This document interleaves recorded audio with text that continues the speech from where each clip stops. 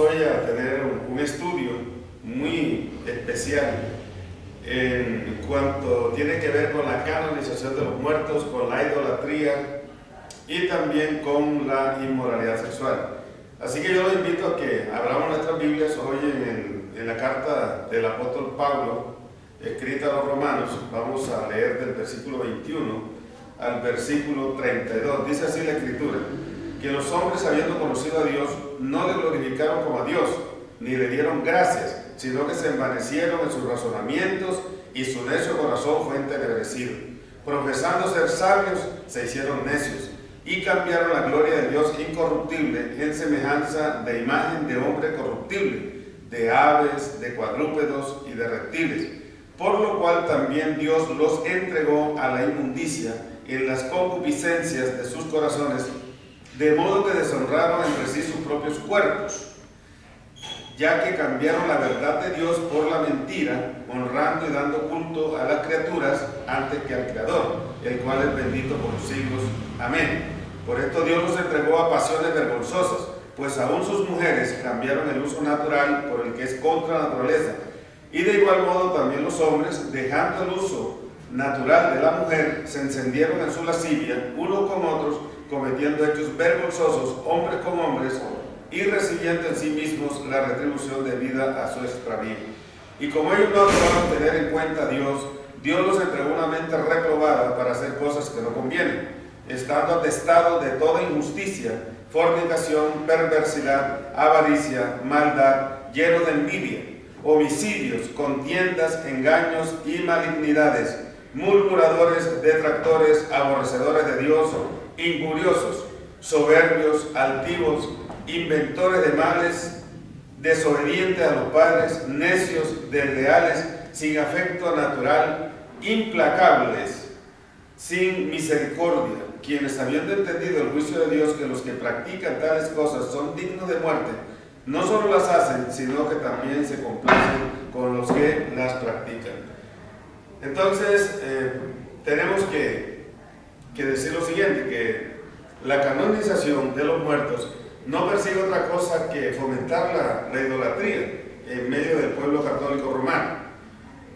Y obviamente, por fomentar la idolatría, pues a la Iglesia Católica Romana le cabe la gran responsabilidad de dar cuenta a Dios de todo lo que tiene que ver con la inmoralidad sexual en el mundo, de todo lo que tiene que ver con todas estas series de pecados y de desviaciones que acabamos de leer aquí en la carta a los romanos. Porque de acuerdo a este pasaje, todas estas manifestaciones que son contrarias a los principios y a los valores de Dios se dan precisamente por causa de la idolatría.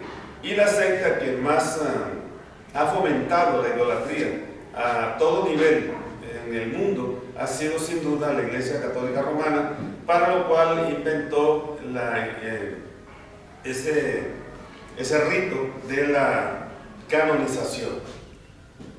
Entonces, la canonización, como decía, no persigue sino el que la gente, los católicos, terminen adorando a una persona que ha sido muerta y que luego es declarada santa, y eso hace que esa persona caiga en el pecado horroroso como es el de la idolatría, el cual es denominado por la Biblia como gran pecado.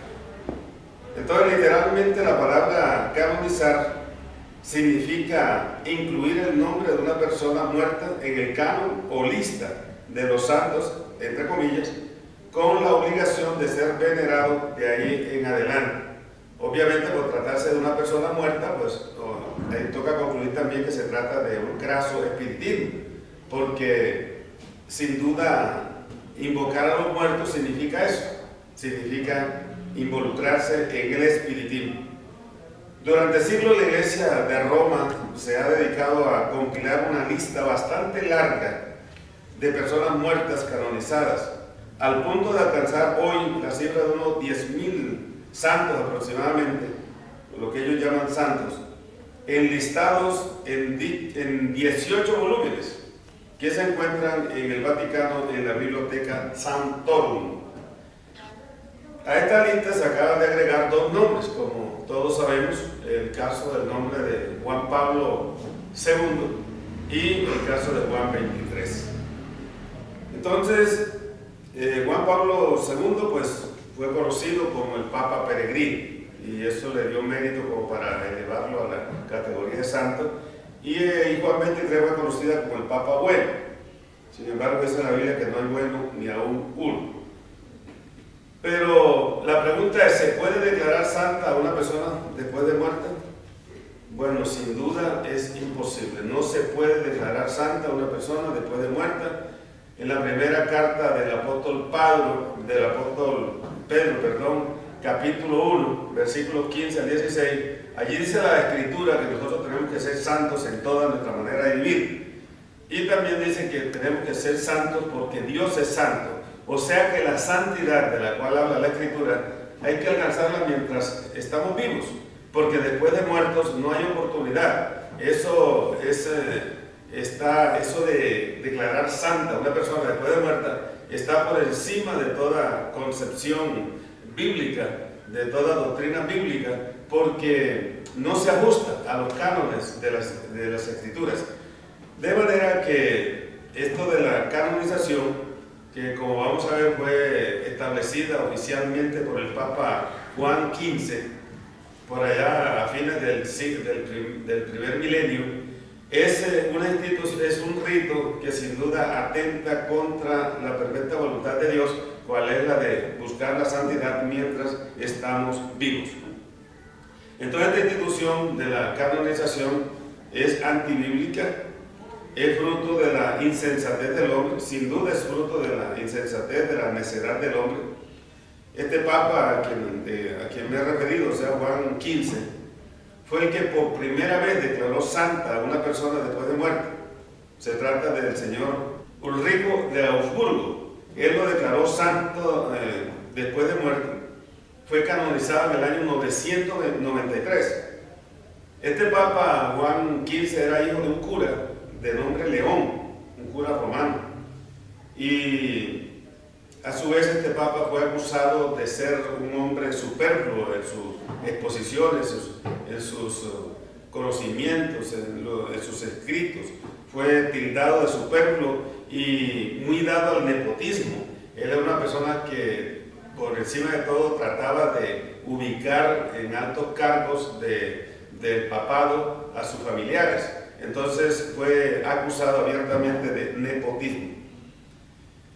La canonización, entonces, de acuerdo a la historia de esta institución o de este rito, siempre es posterior a la beatificación.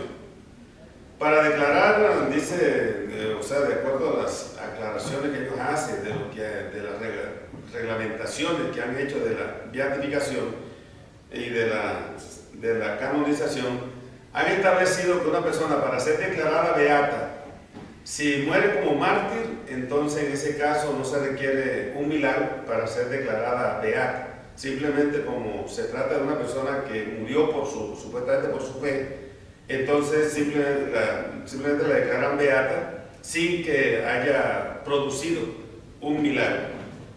Pero si no fue mártir esa persona, pero fue una persona supuestamente de una vida ejemplar, una vida modelo, según el concepto humano, entonces esa persona después de muerta debe comprobarse que por lo menos realizó un milagro y entonces la beatifican, la declaran beata, y luego de la beatificación viene la canonización.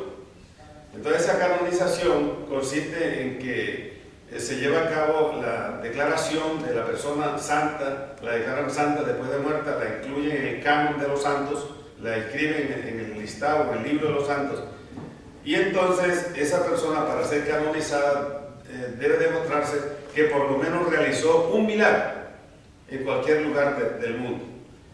Entonces, pero nosotros sabemos que de acuerdo a las Escrituras, ninguna persona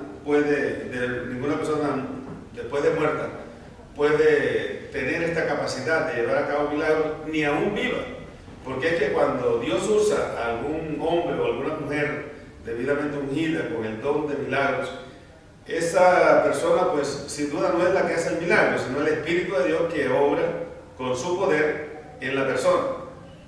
Entonces, menos aún después de muerta, una persona puede llevar a cabo ningún milagro, porque dice la Escritura en el libro de Eclesiastés, capítulo 9, 5 al 6, dice que los muertos nada saben de este mundo, que su odio y su amor han fenecido. O sea, ninguna persona muerta puede tener contacto con este mundo. Y cuando se invoca a una persona muerta, sin duda se está incurriendo en espiritismo. Entonces, cuando esa persona se invoca supuestamente para pedirle un socorro, para pedirle auxilio, para pedirle un milagro, o que intervenga en un acontecimiento especial, se está incurriendo en espiritismo, se está invocando el espíritu de una persona muerta.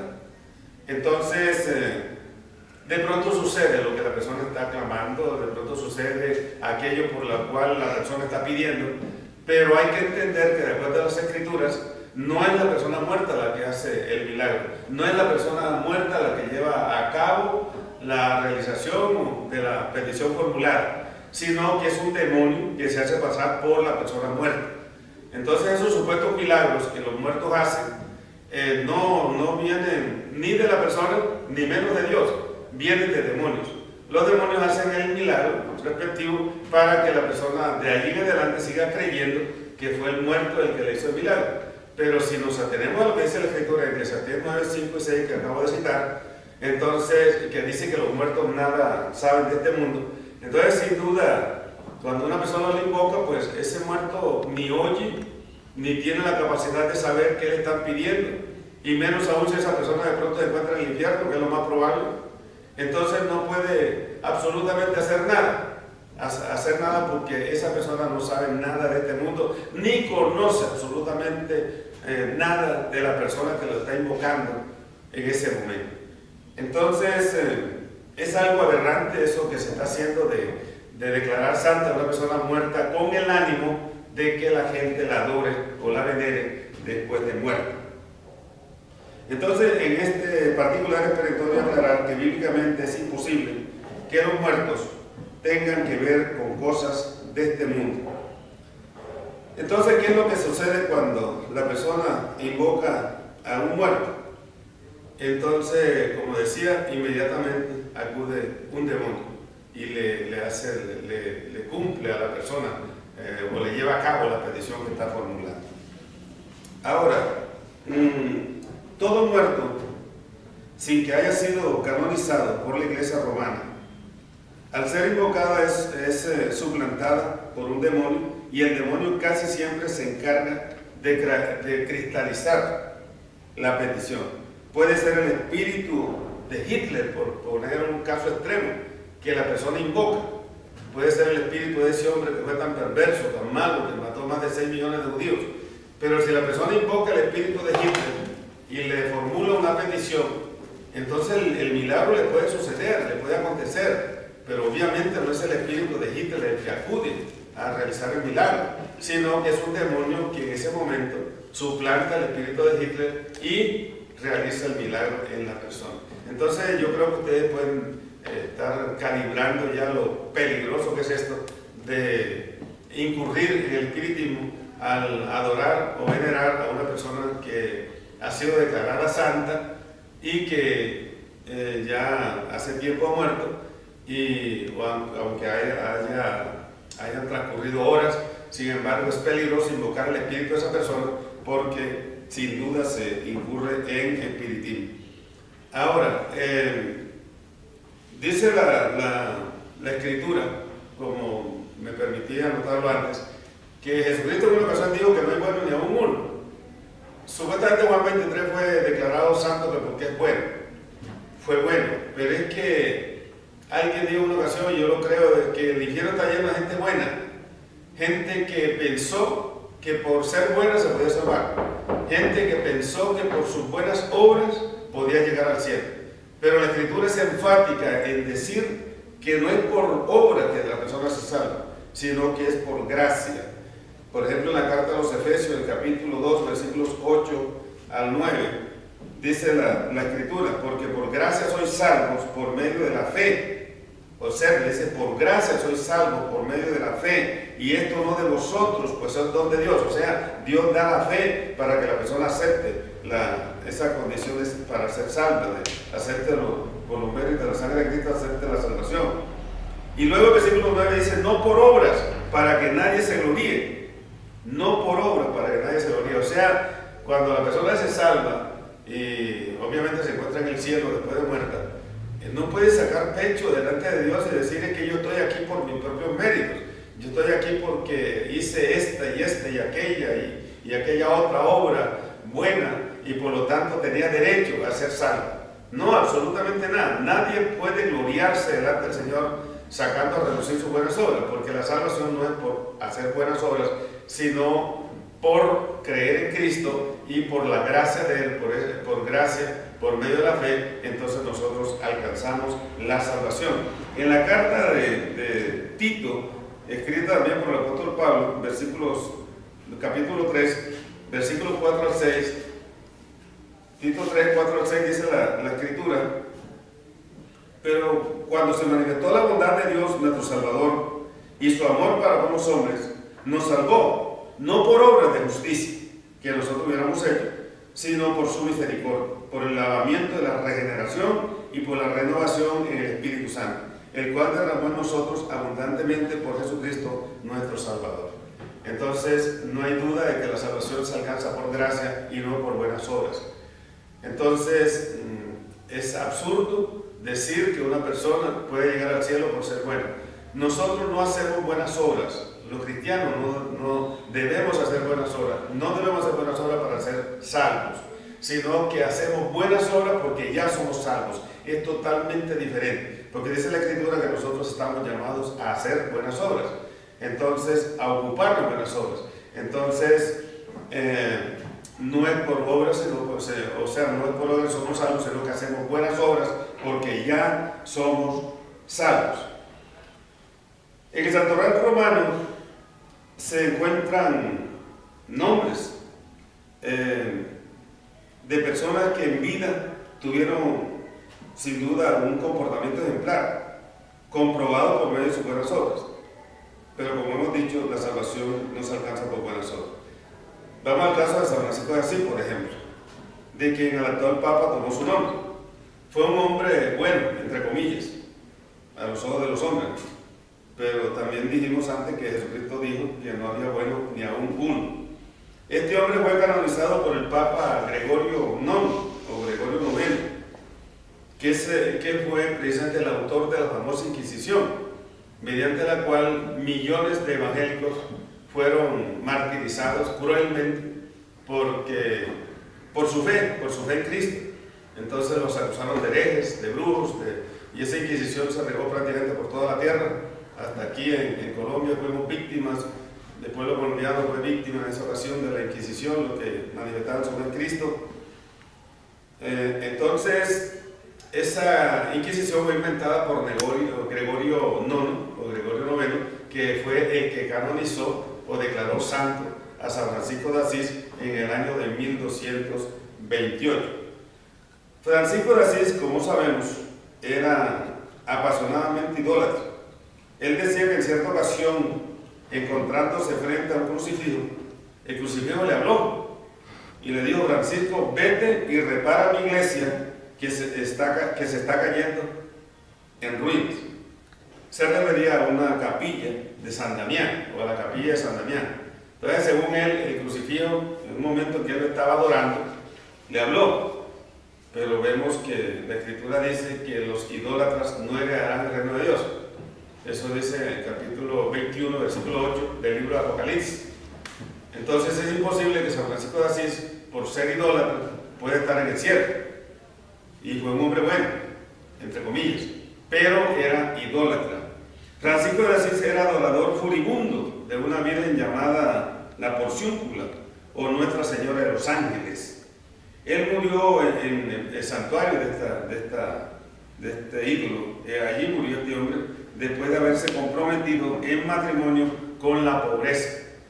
Él hizo una ceremonia especial mediante la cual él se daba se comprometía a casarse con la pobreza, y lo hizo precisamente en presencia de esa Virgen en el santuario de Nuestra Señora de los Ángeles. De manera que este hombre era idólatra, y si le creemos a la Escritura, pues entonces no podemos suponer o concluir de que San Francisco de Asís se hubiera salvado, aunque Gregorio no lo hubiera declarado santo. Sin duda no hace parte de los santos de Dios en el cielo por idólatra. La Iglesia romana ha cometido errores tan graves como los de canonizar a Ignacio de Loyola, por ejemplo, fundador de la Compañía de Jesús, o jesuitas, a la cual pertenece el actual Papa. Este señor Loyola fue el autor del juramento jesuita, el cual es necesario que todo sacerdote pronuncie, o todo sacerdote jesuita, pronuncie cuando es elevado de un rango menor a uno superior. Entonces, una de las partes de ese juramento dice lo siguiente: es algo duro, es algo que de pronto va a rechinar en los oídos de algunas personas, pero ya ese testimonio ha sido publicado infinidad de veces, ese juramento ha sido publicado infinidad de veces en YouTube y en libros en todo el mundo. Durante mucho tiempo se mantuvo oculto, pero no pudo mantenerse oculto porque algunos jesuitas de alto rango se han apartado de la Compañía de Jesús. Es una compañía de corte militar para defender a la Iglesia romana, fundada por Ignacio de Loyola, un español.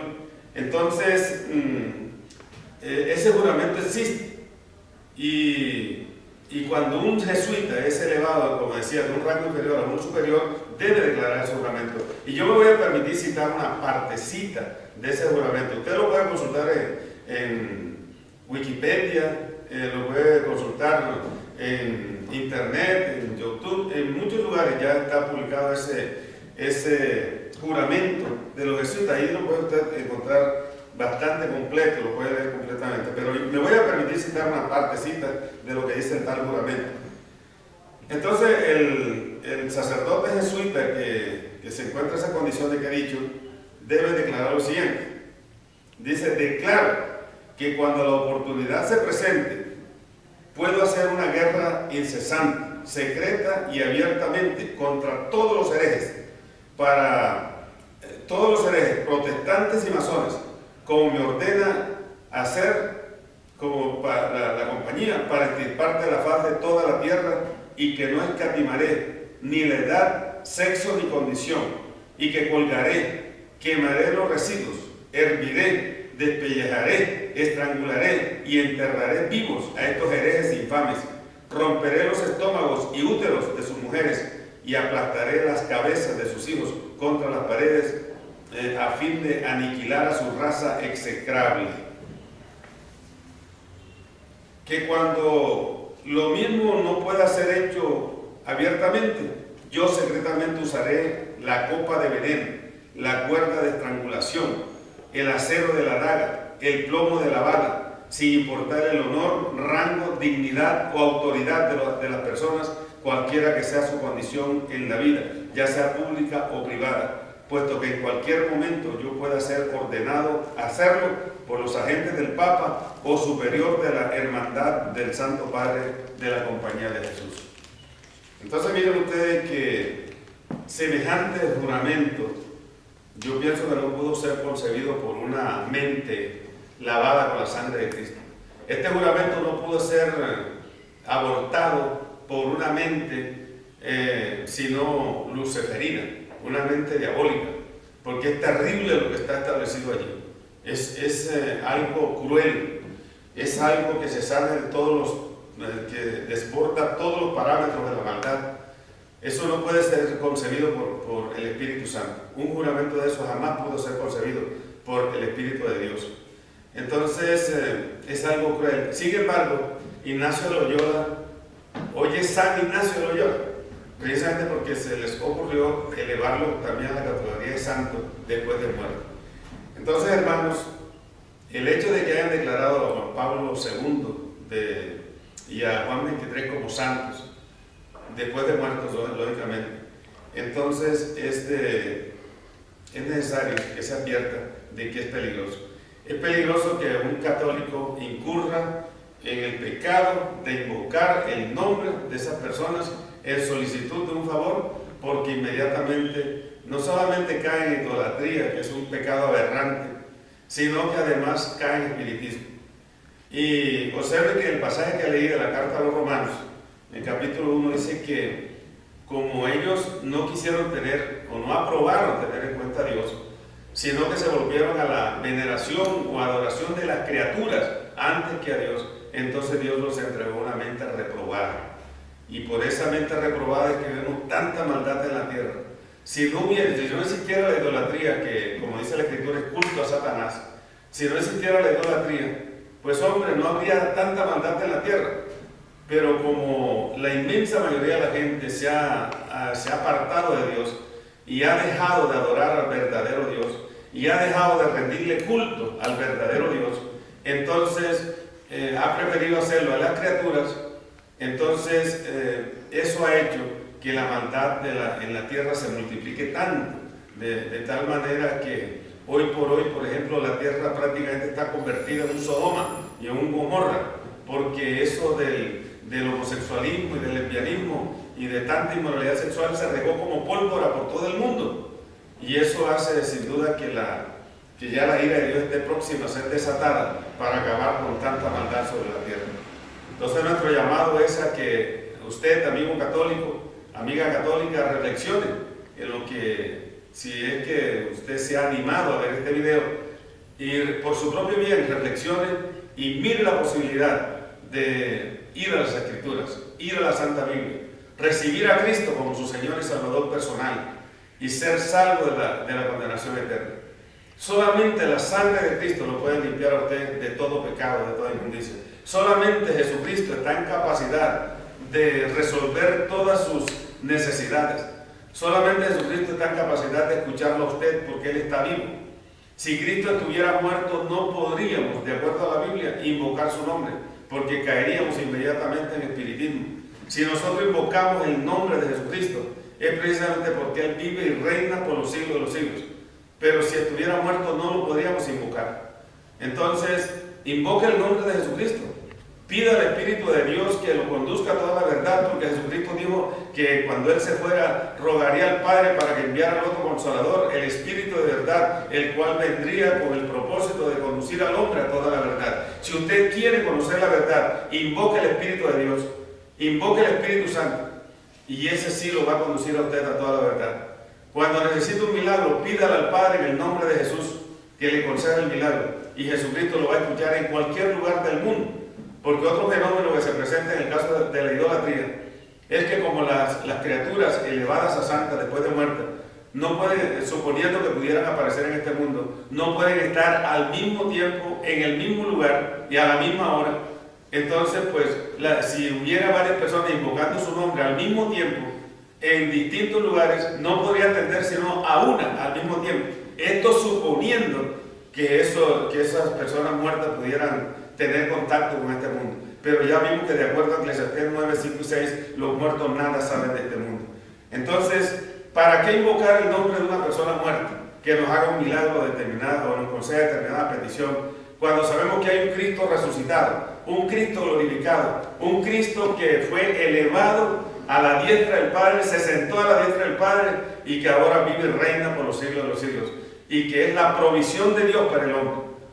El Padre es el proveedor, Jesucristo es la provisión de Dios para todas las necesidades del hombre, y el Espíritu Santo es el canal a través del cual se lleva a cabo todas las peticiones que nosotros le formulemos al Padre en el nombre de Jesús y que sean conforme a su voluntad. Así que, amigos y amigas, yo los invito mediante este video que usted puede consultar y ver en YouTube, que usted se vuelva a Dios y escape de la condenación eterna por los méritos de la sangre de Jesús, la cual, dice la Biblia, nos limpia de todo pecado. Congréguese en una iglesia de sana doctrina donde se hable del Padre, del Hijo y del Espíritu de Dios, y que crean que la salvación es por gracia, por medio de la fe en Jesucristo. Que el Señor de toda gracia lo continúe bendiciendo.